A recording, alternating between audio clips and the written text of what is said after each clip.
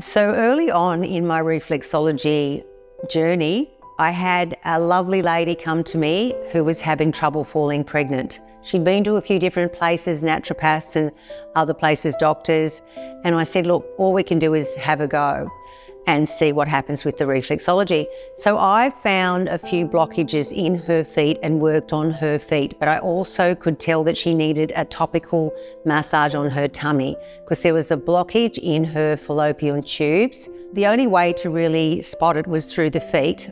Probably if she had had a scan, something like that would have shown up, but I could find it, and so I massaged her tummy, palpated certain areas where I knew that fallopian tube was. So the massage and the reflexology worked together really well then.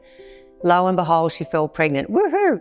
So then 9 months later, I get a phone call, Deb, can you come and help me? I'm having trouble dilating. And so I just went to the hospital, we sat, I worked on her feet.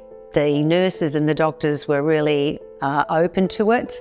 They actually wanted me to do more case studies and come back and be their reflexologist for that particular hospital. Long story short, I'm too busy for that. So this is what happened years ago, because this boy is 18 years of age now. So that's how long ago. And I watched him being born. When I worked on her feet, the actual palpating of the areas that I increased, because you can sedate or you can increase an energy to happen up through the body. That little baby was born a lot quicker, well, not too fast, because you've got to press, back off, because the whole body then has to come into play to do its job. Dilation happened, and then I got to see this little boy being born, which was so exciting. So then after that, the placenta was stuck, and quite often the nurses will have to sort of give it a bit of a tug. The doctor came across and said, can you do your magic please with her feet?